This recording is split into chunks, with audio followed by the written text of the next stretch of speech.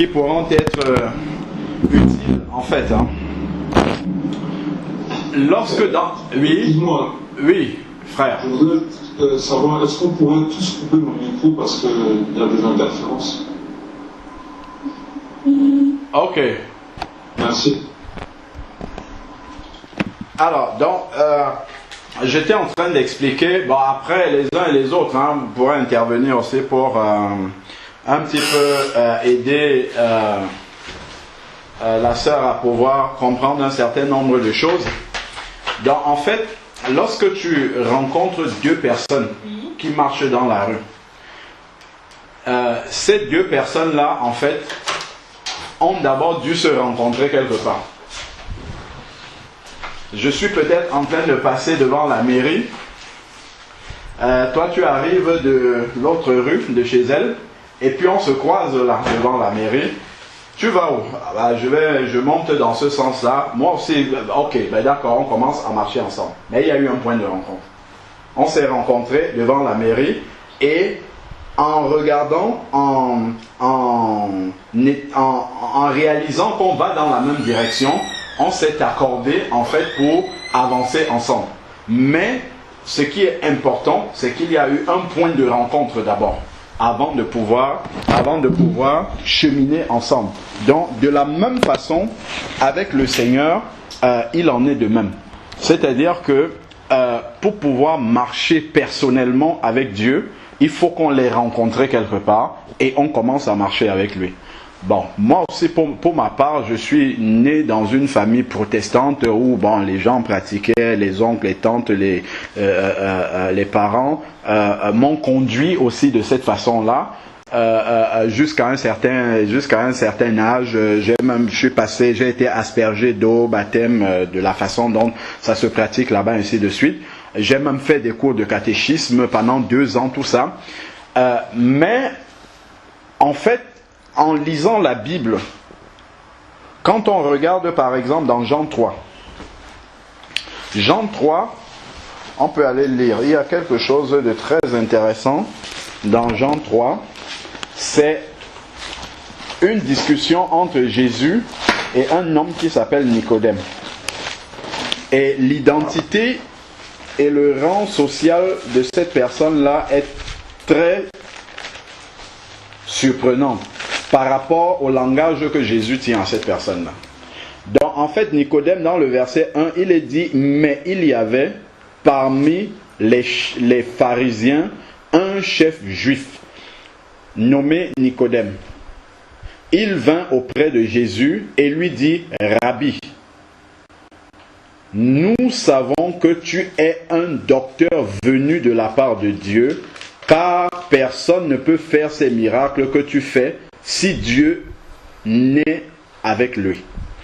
Donc, il vient de nuit et il pose une question à Jésus par rapport au miracle que Jésus fait. Il y a la mention du fait que Nicodème soit un pharisien et un chef. Donc en fait, les pharisiens étaient vraiment une branche du judaïsme qui appliquait à la lettre la loi de Moïse et qui en faisait même un peu plus. Et le fait de dire que Nicodème est un chef parmi eux, ça nous montre que sa manière de pratiquer la loi devait être même encore supérieure à celle des autres. C'est pour ça qu'il était appelé chef. Et si on va au verset 10, il est dit quelque chose là. Jésus lui répondit, Jésus répond à Nicodème, tu es le docteur en Israël. Donc il ne lui dit pas tu es un docteur en Israël, il lui dit tu es le docteur. Ça veut dire que c'était vraiment quelqu'un d'éminemment remarquable parmi les docteurs. La traduction, on a un docteur. Voilà, hein? On a un docteur. Tu es... La traduction, là-bas écrit le, ici on a un docteur. Vous avez un docteur. Bon, moi j'ai le docteur en Israël. Bon, chez moi, je crois que c'est lui second, je ne sais pas trop. Je peux regarder dans David Martin après pour savoir. Bon, ok. Bon, ce qui est important quand même, c'est docteur en Israël. Ça veut dire que c'est quelqu'un qui connaissait la parole de Dieu. Quand on parle de docteur de la loi, c'est quelqu'un qui non seulement connaît la parole de Dieu, mais l'enseigne aux autres. C'est comme si Jésus s'adresse aujourd'hui à quelqu'un qui est considéré comme un grand pasteur, un très très grand pasteur qui baptise les gens, qui annonce, qui prêche la parole de Dieu, ainsi de suite, et Jésus lui parle comme ça. C'est quand même très surprenant que Jésus puisse dire ce qu'il va lui dire là. Regardons le verset 3. Donc Nicodème était quelqu'un qui appliquait la loi de Moïse et qui l'enseignait à d'autres personnes. Et au verset 3, Jésus dit, Jésus lui répondit, en vérité, je te le dis, si un homme ne naît de nouveau, il ne peut voir le royaume de Dieu. Ça, c'est quand même renversant. Que Jésus parle comme ça à quelqu'un qui connaît la parole de Dieu, à quelqu'un qui enseigne la parole de Dieu. À quelqu'un, parce que quand on dit un chef juif, c'est probablement quelqu'un qui est né dans une famille juive, qui a pratiqué le judaïsme depuis son enfance et qui l'enseigne maintenant aux autres. Donc c'est l'équivalent pour nous de quelqu'un qui est né dans une famille chrétienne, comme on peut dire, ou une famille qui va dans un lieu de prière. Vous voyez? Et donc, Jésus lui dit, si quelqu'un n'est né de nouveau, il ne peut voir le royaume de Dieu. C'est-à-dire, ce n'est même pas y entrer, hein. C'est juste le voir à distance. Voir le royaume de Dieu. Si on n'est pas né de nouveau, on ne peut même pas être sur le chemin pour aller vers le royaume de Dieu. C'est en fait ce que Jésus lui dit. Et ce qui est surprenant, vraiment très surprenant, c'est que c'est quelqu'un qui enseigne la parole de Dieu. Imagine-toi un peu, on est là dans une cathédrale ou bien dans un lieu de prière et puis Jésus apparaît et dit au pasteur qui est sur la chaire en train de prêcher ou au prêtre, il lui dit, si tu ne nais de nouveau, tu ne peux pas entrer dans le royaume de Dieu. C'est quand même surprenant. Ça veut dire que ceux qui sont assis là et qui écoutent quelqu'un à qui Jésus parle comme ça, c'est déjà un problème. Et donc, on comprend en fait que, déjà à ce stade-là, ce n'est pas le fait d'être né dans une famille chrétienne. Ce n'est pas le fait d'avoir des habitudes que les chrétiens ont, à savoir par exemple lire la Bible, à savoir chanter des cantiques chrétiens, parce que tout cela, moi je le faisais avant. Ce n'est pas pratiquer tout cela qui fait en sorte que nous avons l'assurance d'entrer dans le royaume de Dieu. En fait, il y a un début. Et c'est à ce début-là que Jésus voulait amener Nicodème. Parce que Nicodème était déjà dans l'instruction, il enseignait les gens, ainsi de suite. Mais il lui manquait le fondement essentiel. Et c'est ça que Jésus lui annonce ici en disant, si un homme ne naît de nouveau, il ne peut entrer dans le royaume de Dieu. Nicodème lui répondit, comment un homme peut-il naître quand il est vieux? Peut-il une seconde fois entrer dans le sein de sa mère et naître? Donc en fait, dans la réponse de Nicodème ici, on comprend effectivement que Nicodème avait une conception humaine des choses, alors que Jésus est en train de lui parler lui parler un langage spirituel en fait. Jésus lui parlait d'une naissance spirituelle et Nicodème, lui, il avait la pensée d'une naissance humaine, charnelle. Et ça, justement, c'est ce qui, c'est ce dans quoi nous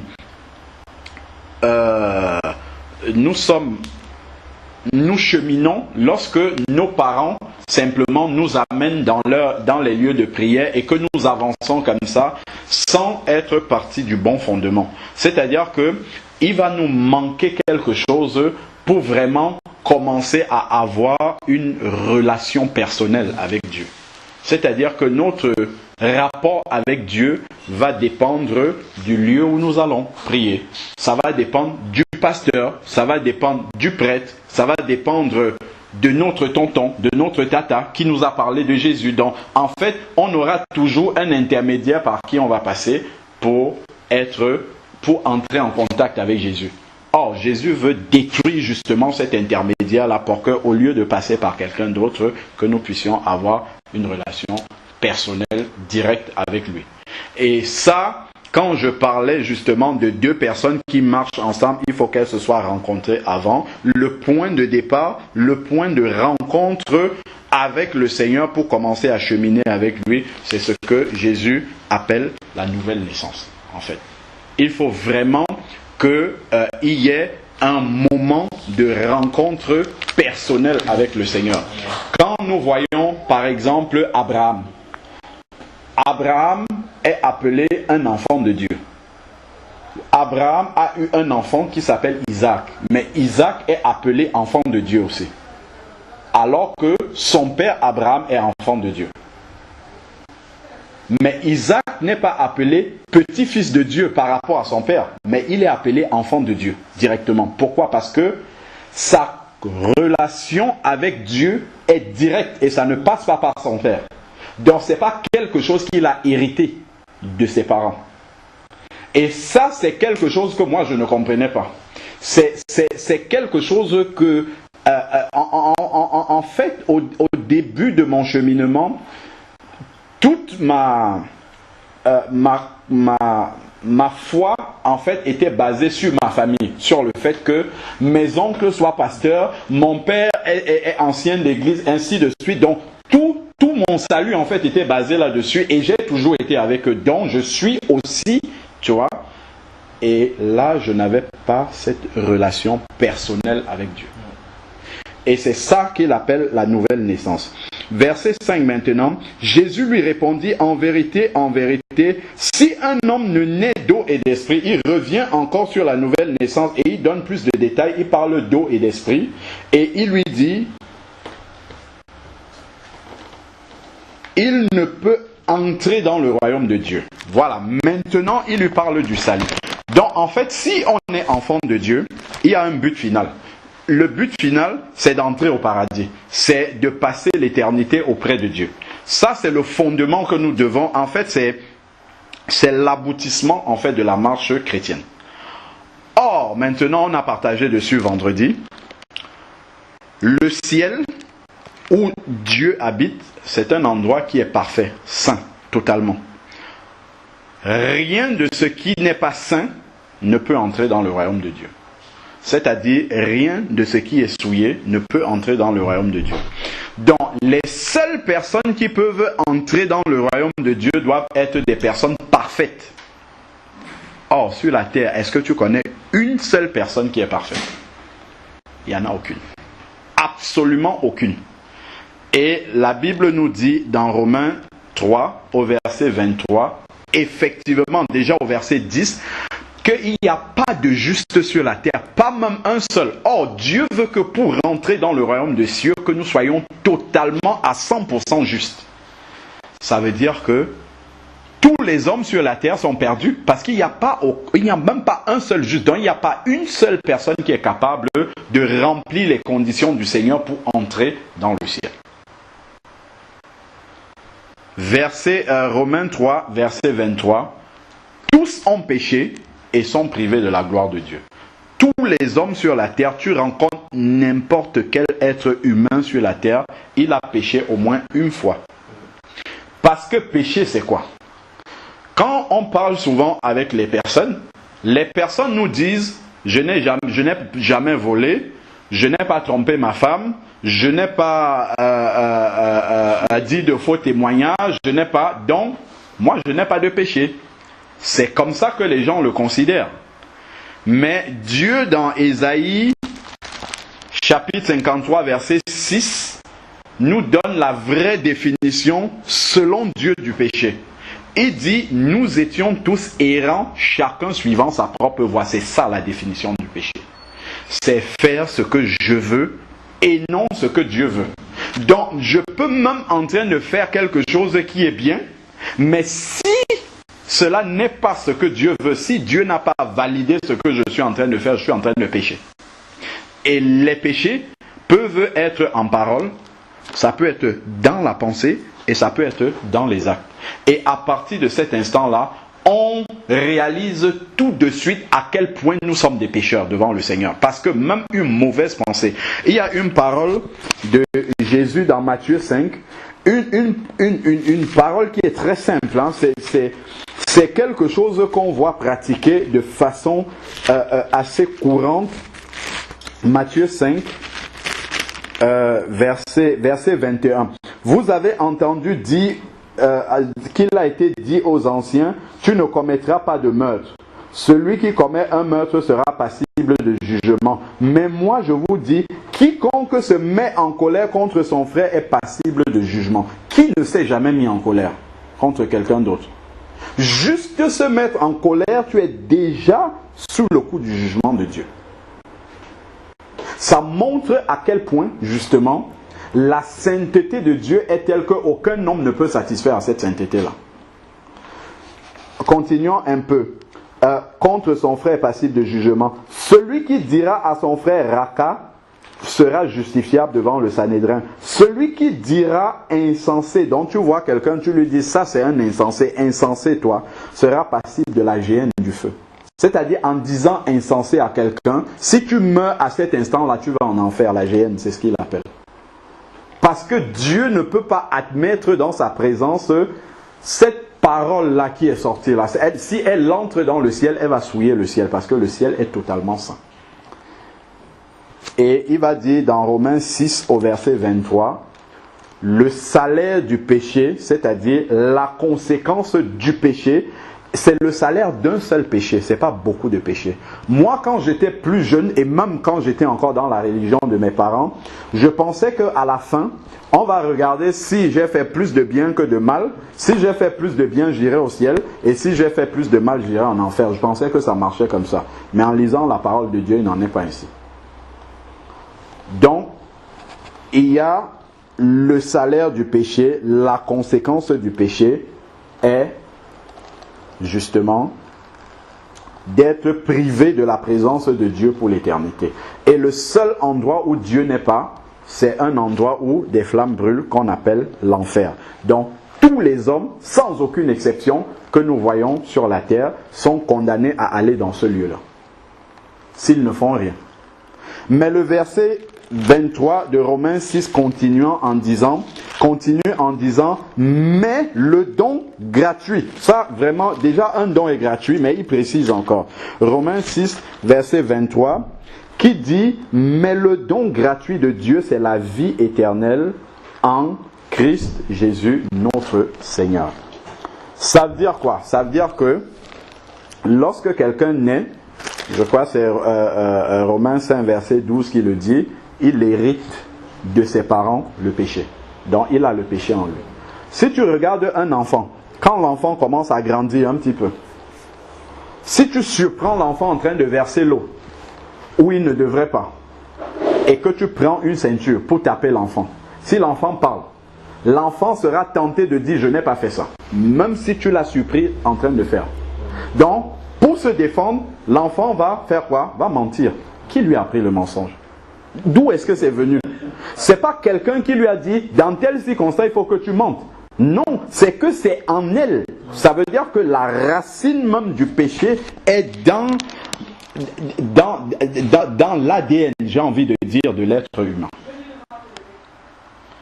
Donc, pour que cette racine du péché-là soit éradiquée, enlevée, il faudrait que cette personne-là meure, en fait. Spirituellement, il faudrait que la personne qui est née là, qui a grandi avec le péché comme ça, il faut qu'elle meure d'abord. Et qu'une nouvelle personne naisse. C'est ça que Jésus était en train d'expliquer à Nicodème. Mais Nicodème ne pouvait pas comprendre cela.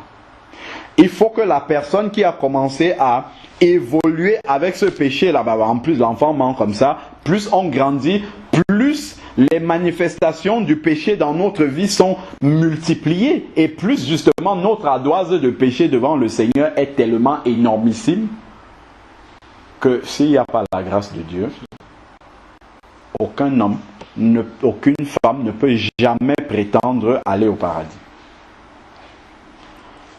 Alors, il faudrait que celui qui est pécheur reconnaissent d'abord que moi, dans mon état là, si Jésus vient maintenant, il dit, voilà, je suis venu pour te prendre. Aujourd'hui, tu dois rencontrer Dieu.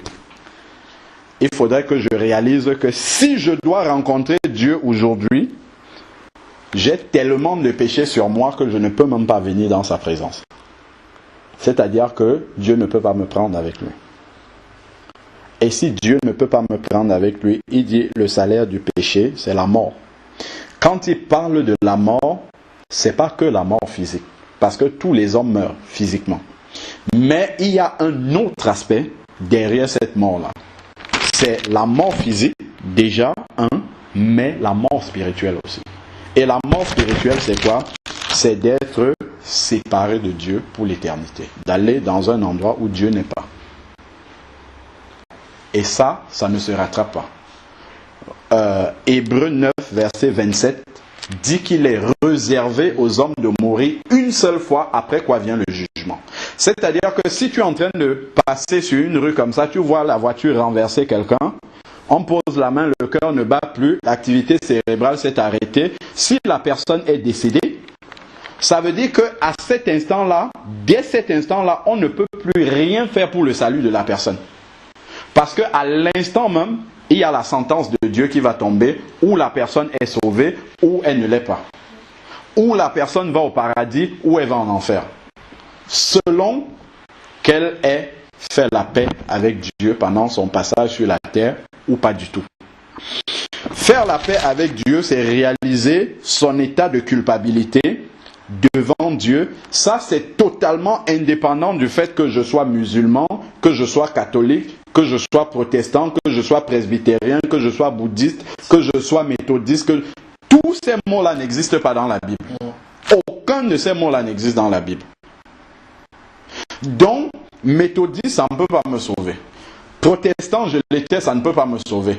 Catholique, ça ne peut pas me sauver. Aucun de tous les mots-là ne peut me sauver. Rien ne peut me garantir le salut. Seule une personne peut me garantir le salut. Parce que, il a dit dans Romains 6, verset 23, le salaire du péché, c'est la mort, c'est l'enfer, en fait. Donc, il faudrait que, soit à cause de mon péché, que j'aille en enfer, ou alors que je sois puni pour mon péché, parce qu'il y a un salaire, il y a une conséquence pour mon péché, ou alors quelqu'un d'autre a été puni à ma place. Et il faut que je l'accepte. Il faut que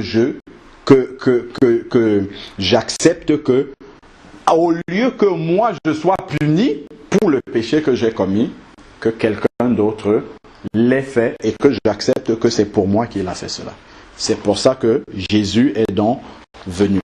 Donc, pour rencontrer Dieu, c'est déjà de réaliser que si je reste comme je suis sans rien faire, je suis un bon candidat pour aller dans la géhenne. Première étape. Dieu ne veut pas que les hommes et les femmes qu'il a créés aillent dans ce lieu-là. Il dit que c'est un endroit qui a été créé pour Satan et ses démons. Donc, il ne veut pas que les hommes aillent là-bas. Première chose. Deuxième chose maintenant, Dieu a apporté une solution. Il faudrait que l'homme qui manifeste le péché, c'est-à-dire qui marche contre la volonté de Dieu, meure d'abord. Parce que quand un enfant naît, qu'est-ce qui se passe? L'enfant naît avec le dos tourné à Dieu. C'est-à-dire qu'il ne va pas faire naturellement ce que Dieu veut. C'est pour ça que tu vas voir l'enfant, tu lui dis ne fais pas ça, ne monte pas là, ne mets pas la main sur le feu, mais il le fait naturellement. Parce que justement, cette semence-là est dans les gènes de l'être humain. Maintenant, pour que cette personne-là qui est loin de Dieu arrête de vivre et qu'une nouvelle personne commence, ce qu'on appelle la nouvelle naissance, il faut faire d'abord s'arrêter et faire le bilan de cette personne-là qui doit mourir. C'est ce qu'on appelle la repentance. La repentance, c'est se mettre devant Dieu et de confesser son péché. C'est pas aller voir quelqu'un, un pasteur ou un prêtre, et lui dire voilà, j'ai fait ça, ça, ça. Pas du tout. C'est de se mettre devant Dieu et dire Seigneur, je réalise que quand je dis et je dis, je donne la pensée. Ce n'est pas forcément les phrases qu'il faut dire, mais c'est dans l'idée ce qu'il faut faire. Seigneur, je réalise que depuis que je suis né, j'ai fait tellement de choses qui ne glorifient pas ton nom. Et Dieu a fait en sorte que chacune de ces créatures ait une conscience pour savoir ce qui est bien de ce qui ne l'est pas. Si tu vois un voleur aller cambrioler quelque part, il sait que ce n'est pas bien ce qu'il est en train de faire. La preuve, c'est qu'il ne vient pas en plein jour. Et il ne vient pas quand les gens sont dans la maison. Si pour lui pensait que c'était bien, il viendrait quand tout le monde est là, assis. Non, il vient quand les gens ne sont pas là, ou il vient de nuit par exemple. C'est parce qu'il sait que ce qu'il est en train de faire n'est pas licite. Ce n'est pas bien de le faire. Donc, chacun d'entre nous, en lui, a cette conscience-là du bien et du mal. Maintenant, en se mettant devant Dieu et en disant, Seigneur, ramène maintenant à ma pensée tout ce que j'ai fait qui ne glorifie pas ton nom. Le Seigneur va commencer à te rappeler, à tel moment, tu avais fait telle chose à telle personne. Tu vas demander pardon. Seigneur, je regrette de l'avoir fait. Je n'étais pas consciente que non seulement je faisais mal à cette personne, mais en même temps, je te faisais mal à toi. Pourquoi? Parce que tu es mort à cause de mon péché. Quand nous faisons un péché contre quelqu'un, non seulement nous faisons mal à la personne, mais nous faisons mal aussi au Seigneur. C'est comme si nous prenions encore des clous que nous faisons rentrer dans la main du Seigneur. Et comme ça, nous allons demander pardon au Seigneur pour chacun des péchés qui reviennent à notre conscience. La Bible dit dans Proverbe 28 au verset 13, « Celui qui cache ses transgressions ne prospère pas, mais celui qui les confesse et qui les délaisse obtient miséricorde. » Donc, lorsque je demande pardon à Dieu pour ses péchés pendant mes moments de repentance, pendant mon moment de repentance, en même temps, je prends la décision de ne plus commettre ces péchés, de ne plus marcher de cette façon-là. Parce que je sais que c'est à cause de cela que Jésus est mort à la croix pour moi. C'est parce que je devais être puni pour ces péchés-là que Jésus, lui, il a été puni à ma place. Et pendant ce bilan-là, quand je suis en train de demander pardon à Dieu pour un péché, je réalise justement que Jésus ayant été puni pour ce péché-là, si je continue à faire cela, ça veut dire que je ne réalise pas ce pourquoi Jésus est mort à la croix. Et en même temps que je demande pardon à Dieu, Dieu me pardonne et il va dire dans Ésaïe, je crois Ésaïe 43 verset 25, que quand il pardonne, il oublie, il efface en même temps. Il efface ses péchés, il efface les uns après les autres. Et en même temps, en fait, le cœur est souillé à la base à cause de ces péchés-là. Mais au fur et à mesure que nous confessons, nous demandons pardon à Dieu, Dieu est en train d'enlever ces péchés. Et en même temps, le cœur se purifie.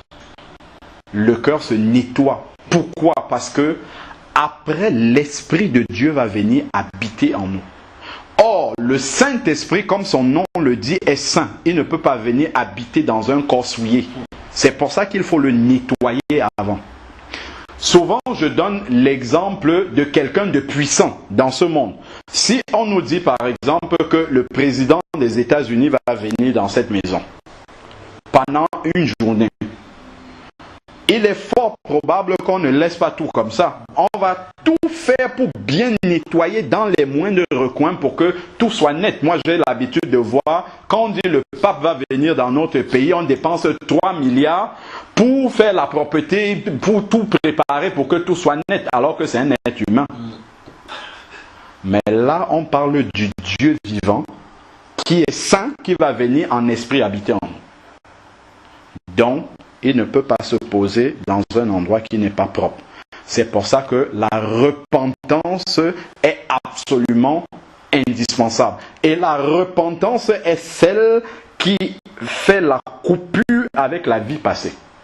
Parce que quand je réalise les mauvaises choses, que j'ai faites qui ne glorifient pas Dieu, je réalise en même temps devant le Seigneur me fait réaliser l'horreur de ma vie, en fait. Parce qu'il y a beaucoup de choses. Parce que les êtres humains, nous avons une façon d'apprécier les choses où nous relativisons beaucoup de choses qui sont graves aux yeux de Dieu. Mais en confessant cela devant le Seigneur, nous réalisons que c'est grave devant Dieu. Et nous prenons la décision de ne plus faire cela. Et là, le Seigneur nous purifie.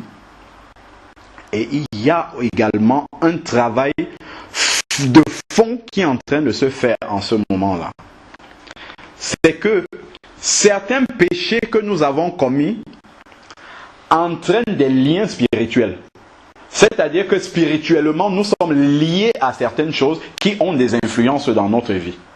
Mais le fait de confesser cela et de prendre la décision devant Dieu de délaisser ces choses-là, Dieu coupe toute racine spirituelle qui nous attache à ces choses-là. Dieu dit qu'il punit jusqu'à la 4e génération. Il peut avoir dans notre vie des conséquences qui sont issues du fait que nos parents ou nos grands-parents ont commis des choses que nous ne savons même peut-être pas, mais nous sommes sur le coup justement de la malédiction par rapport à cela. Et en même temps, quand on rencontre le Seigneur, lorsque nous nous repentons, il coupe tous ces liens-là. Tout ce qu'on appelle les liens ancestraux et tout cela, le Seigneur coupe tout ça. C'est pour ça qu'il va dire dans Jean 3, il dit une parole qui est fondamentale. Il dit tout ce qui est chair, ce qui est esprit est esprit. Parce qu'on va naître de l'esprit maintenant. Et nous ne serons plus liés à notre famille d'une façon charnelle, je crois. Voilà, verset 6. Jean 3, verset 6. Ce qui est né de la chair est chair, ce qui est né de l'esprit est esprit. Je disais tantôt une fois à une sœur, je lui disais, vous êtes plusieurs dans votre famille. Toi, tu es né de nouveau. Donc, Dieu t'a séparé spirituellement de ta famille. Si aujourd'hui un marabout veut atteindre la famille entière, tu es peut-être la deuxième sur 3 enfants. Le premier enfant n'est pas converti, le marabout peut atteindre cet enfant-là, ou même tes parents. Toi, tu es deuxième, le marabout ne te voit absolument pas. Et il va atteindre les suivants qui ne sont pas convertis. Parce que maintenant, tu n'as plus sur le plan spirituel, tu n'es plus lié à cette famille, tu es lié maintenant au corps de Christ tel qu'on l'a dit tout à l'heure. Parce que l'Esprit de Dieu qui vient habiter en toi te détache de ta famille pour t'attacher au corps de Christ. Voilà pourquoi, justement, la repentance doit être le plus profond possible pour nous couper radicalement de notre ancienne vie. Afin que maintenant nous puissions recommencer une vie nouvelle. C'est pour ça que la mort de Jésus est arrivée, mais Jésus est ressuscité également. De la même manière, nous devons mourir à notre ancienne vie, l'enterrer et recommencer une vie totalement nouvelle avec le Seigneur, nouvelle dans la façon de penser, nouvelle dans les actes, nouvelle dans les centres d'intérêt de notre vie. Ce qui était important pour nous hier, lorsque nous sommes nés de nouveau, n'a plus aucune importance pour nous parce que nous sommes désormais centrés justement sur faire la volonté de Dieu. Avant, je cherchais à faire ma propre volonté. Désormais, quand je suis né de nouveau, ma seule aspiration, c'est de faire la volonté de Dieu. C'est de marcher comme Dieu veut. Voilà pourquoi, lorsque quelqu'un est né de nouveau, la parole de Dieu ne va plus se séparer de lui. Il ne va plus se séparer de cette parole parce que cette parole-là nous dit quelle est la volonté de Dieu. Donc, 1, reconnaître qu'on est pécheur et perdu. 2, se repentir sincèrement de ses péchés. Romains 9, verset 10 dit, si celui qui confesse de sa bouche Jésus, justement, sera sauvé et qui croit dans son cœur que Dieu l'a ressuscité d'entre les morts. Donc, après avoir confessé ses péchés, se repentir justement de ces péchés-là, nous devons prendre un engagement maintenant avec le Seigneur. Seigneur, je prends la décision de te reconnaître comme le Seigneur de ma vie. Ça veut dire quoi, Seigneur? Ça veut dire que désormais, je vais soumettre ma volonté à la tienne. Parce que Dieu a créé tous les êtres humains libres dans leur volonté. Je suis totalement libre, si je veux maintenant là, de gifler mon frère David qui est à côté de moi, mais je ne vais pas le faire. Pourtant, j'en ai la liberté, mais je ne vais pas le faire. Donc, je suis libre de pouvoir le faire, mais je bloque ma volonté à ce niveau-là. Tu ne vas pas faire cela. Nous sommes libres de le faire. Donc, nous sommes libres de faire ce que nous voulons, mais nous allons prendre cet engagement-là devant Dieu de dire, au lieu de faire maintenant ce que je veux, je vais faire ce que Dieu veut. Donc, je vais lire la parole de Dieu et le Saint-Esprit va m'inspirer à faire ce que Dieu veut. C'est accepter Jésus comme Seigneur de sa vie. Et également comme Sauveur parce qu'il a pris notre place à la croix et il a subi le jugement que nous méritions. Donc voilà comment on rencontre Dieu. En résumé, il faut avoir réalisé que dans l'état où nous sommes un pécheur. Nous sommes une pécheresse. Et à cause de notre péché, nous sommes condamnés à l'enfer. C'est la première étape. Deuxième étape maintenant, c'est de ne pas rester dans cet état-là, c'est de se repentir sincèrement de ses péchés devant Dieu. On peut prendre une feuille blanche, tout ce qui nous revient à l'esprit ou bien tout ce que le Seigneur met dans notre cœur. On demande pardon et le Seigneur peut nous envoyer vers des personnes que nous avons offensées pour leur demander pardon. C'est ça qui va faire la rupture avec la vie passée et puis avoir cette confession-là à la bouche. Seigneur, je te reçois comme Seigneur et Sauveur dans ma vie. Et là, il y a quelque chose qui va se passer spirituellement. C'est que Dieu va envoyer son esprit venir habiter en toi. Ça, c'est d'une puissance que je pense que chacun d'entre nous a dû expérimenter ça. C'est-à-dire que quand l'Esprit de Dieu va venir habiter dans ton cœur, il n'y a rien matériellement qui va se passer. Mais tu vas constater un changement pratique dans ta vie de tous les jours. C'est-à-dire que les choses qui t'attiraient vont te repousser maintenant. Les choses qui ne sont pas dans la volonté de Dieu.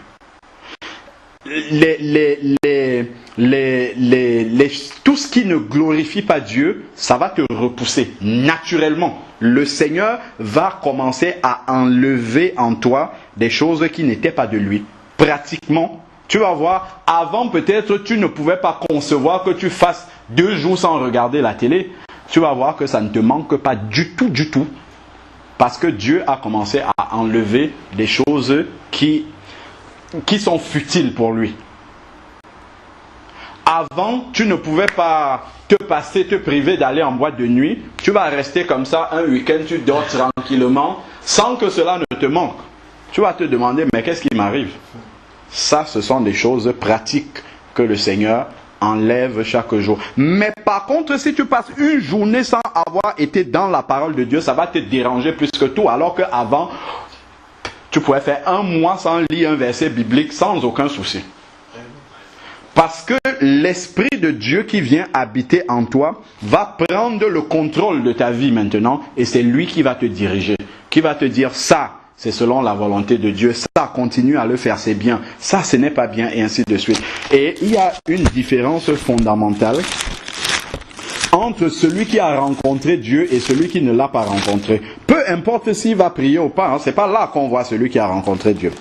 C'est dans Jean 3, verset 9. 1 Jean 3, verset 9. Il dit, quiconque est né de Dieu ne commet pas le péché, parce que la semence de Dieu demeure en lui. Donc, en fait, celui qui a expérimenté cette nouvelle naissance et dont l'Esprit de Dieu habite, l'Esprit de Dieu habite en lui, dont l'Esprit de Dieu ne peut plus te laisser faire certaines choses. Les choses qui ne glorifient pas Dieu, l'Esprit de Dieu ne peut plus te laisser faire ça. Moi, avant, je le confesse souvent, j'étais un grand fraudeur. Je fraudais les transports comme pas possible. Mais aujourd'hui, je ne peux pas m'asseoir dans un transport sachant que je n'ai pas payé. Absolument pas. Même si aucun contrôleur ne me voit. Qu'est-ce qui fait ça? C'est parce que, en fait, désormais, tu n'es plus devant la présence des hommes, tu es devant la présence de Dieu tout le temps. Parce que son esprit est là. Son esprit va te dire ça, ce que tu fais. Si tu dis que tu es un enfant de Dieu, tu ne peux pas faire ça. Avant, tu commettais le péché de façon naturelle dans ta vie de tous les jours. C'était courant, tu ne t'en rendais même pas compte. Mais lorsque tu rencontres Jésus, son esprit qui est l'Esprit Saint vient habiter en toi et produit l'envie de vivre dans la sainteté. Ce qui fait que quand il y a quelque chose qui n'est pas sain en toi, tout de suite, ça t'attriste. Et s'il t'arrive de commettre un péché, ce n'est plus volontaire, c'est par accident. Tu te retrouves, le péché est déjà arrivé et tout de suite, la toute première chose qui arrive dans ton esprit, c'est que tu es tellement dérangé qu'il faut absolument que tu te mettes à part pour demander pardon à Dieu et rétablir ta communion avec lui. Sinon, lorsque tu vas venir dans ton moment de prière avec Dieu, tu vas sentir qu'il y a une barrière entre Dieu et toi. Parce que tu vas prier, mais tu vas ressentir en fait que c'est comme si tu es en train de te parler à toi-même. Ta prière ne dépasse pas le plafond. Mais ça, quand tu n'as pas encore expérimenté la conversion, tu ne t'en rends pas compte. Pourquoi? Parce que les moments de prière, les moments de lecture de la parole sont en fait pour toi un rituel. Donc c'est quelque chose qui se fait parce que ce sont des prescriptions. Tu as dit, bon c'est bon de lire la Bible, ok j'ai lu mon chapitre aujourd'hui, c'est bon je dors. Qu'est-ce que ça implique dans ma vie? En quoi est-ce que Dieu me parle par tout ça? Ce sont des choses qui sont totalement transparentes pour toi. Mais lorsque tu as l'Esprit de Dieu, tu ne vas plus lire un verset et être insensible à ce verset. Donc avant la nouvelle naissance, le péché était une habitude. Après la nouvelle naissance, ça devient un accident. Ensuite, maintenant, regardez le verset 10. C'est par là que se manifestent les enfants de Dieu et les enfants du diable. C'est par là qu'on voit celui qui est converti et celui qui ne l'est pas. Donc, la caractéristique même de quelqu'un qui est né de nouveau, c'est son attitude face au péché. Lorsque le péché est devant lui, celui qui est né de nouveau, il a l'aversion pour le péché. Il a l'horreur, voilà, pour ce qui ne glorifie pas Dieu. Alors qu'avant, c'est pas grave. Dieu est bon, c'est le bon Dieu, il comprendra et on avance comme ça. Donc, voilà, en résumé, l'étape initiale pour pouvoir rencontrer Dieu. Une fois maintenant qu'on a rencontré Dieu, il faut prendre un engagement. Cet engagement-là, c'est de passer dans les eaux du baptême. Parce que lorsque je nais de nouveau, l'Esprit de Dieu vient habiter en moi. C'est quelque chose qui se passe à l'intérieur de moi. Maintenant, il faudrait que extérieurement, qu'il y ait une manifestation, qu'il y ait un engagement devant le Seigneur, devant son Église et devant le diable aussi. Parce qu'avant de rencontrer Dieu, nous appartenons au diable. Mais il faut que la nouvelle naissance qui s'est passée dans notre cœur, que le diable soit au courant que nous ne lui appartenons plus. Et le baptême est un de ces aspects-là que Dieu a utilisé pour manifester au diable, parce que le diable ne lit pas à l'intérieur de nous. Seul Dieu peut lire, sonder les cœurs. Le diable ne peut pas le faire. Qu'est-ce qu'il peut faire? C'est juste envoyer des mauvaises pensées. Mais il ne lit pas ce qui est à l'intérieur. Donc tu nais de nouveau, mais le malin, il pense que peut-être tu lui appartiens encore. Mais quand il te voit entrer dans les eaux du baptême, il sait que c'est fini. Désormais, je n'ai plus aucune autorité sur celui-là ou celle-là. C'est fini, terminé. Donc voilà pourquoi immédiatement quand on a reçu le Seigneur Jésus, les apôtres, même si c'était la nuit, si on amenait quelqu'un au Seigneur la nuit, on baptisait la personne immédiatement pour que le malin sache que il ne lui appartient plus. Et de deux aussi, le Seigneur a dit, je crois que c'est dans Luc chapitre 10, verset 19, je crois, je vous ai donné, voilà, Luc 10, verset 19, voici, je vous ai donné le pouvoir de marcher sur les serpents et les scorpions et sur toute la puissance de l'ennemi et rien ne pourra vous nuire. On ne peut manifester et recevoir cette autorité du Seigneur si nous sommes pleinement son enfant. Sinon, tu vas venir voir un démoniaque devant toi, tu dis au nom de Jésus, sors de là, le démoniaque va se mettre à rire. Et il va venir t'agresser comme les enfants de Séva que nous pouvons voir dans Acte 19, je crois. Donc pour manifester cette autorité du Seigneur, il faut être enfant de Dieu vraiment bibliquement, comme la parole de Dieu le demande. Là, le malin lui-même, il sait qu'il ne peut rien faire. Si tu dis au nom de Jésus, obéis, il doit automatiquement obéir.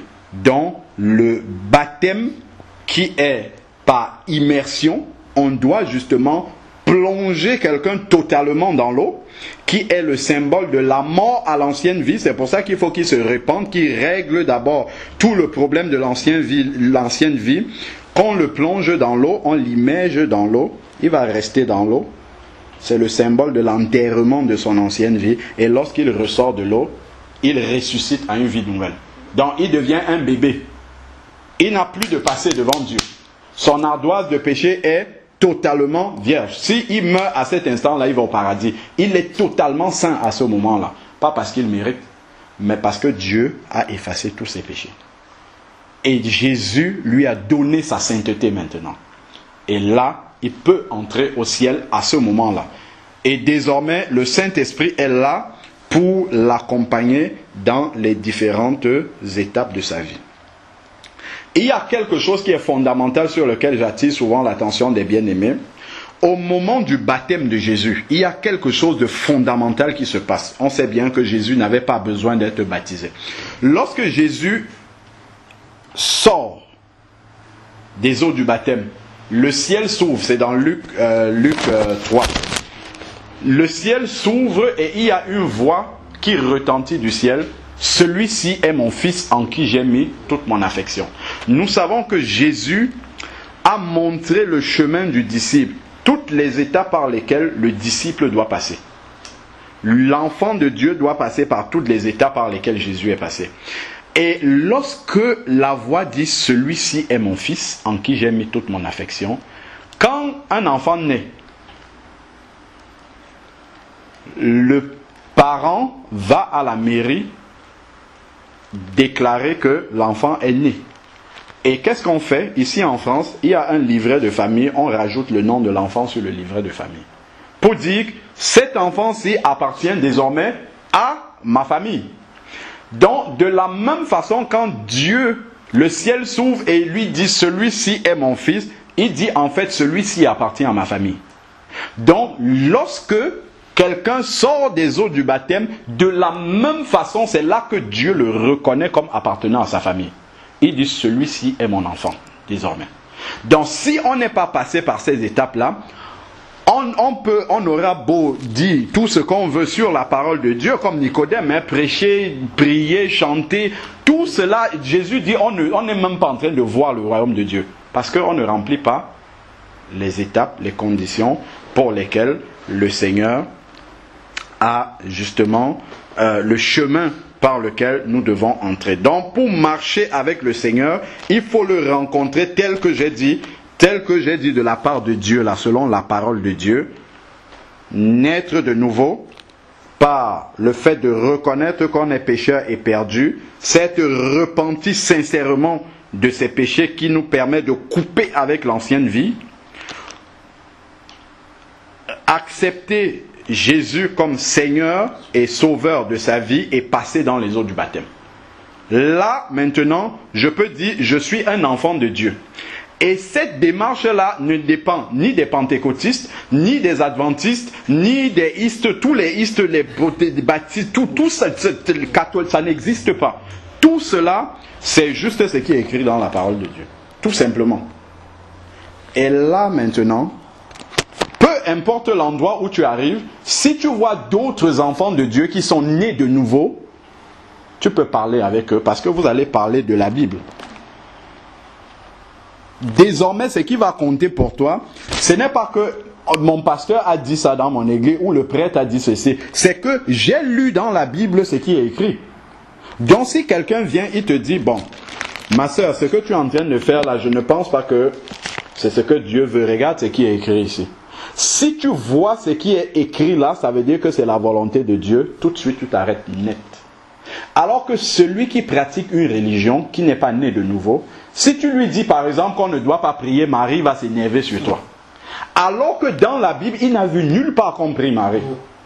Pourquoi? Parce qu'il n'est pas attaché à Jésus, mais il est attaché à une dénomination. Il est attaché à un groupe de personnes qui ont une façon de prier, qui ont une façon d'adorer, qui ont une façon de vivre leur foi. Alors que celui qui est né de nouveau, il est attaché uniquement à la parole de Dieu. Donc ce qu'il lit dans la Bible, c'est ça qu'il fait. Il n'est pas sous l'influence des hommes ou de ce qu'on lui dit. Non, si quelqu'un lui dit quelque chose, d'accord, ok, montre-moi dans la parole où tu as vu ce que tu es en train de dire là. Si tu me montres cela dans la parole, j'abandonne ma manière de faire. Parce qu'une seule autorité, maintenant, est valable pour lui, c'est la parole de Dieu.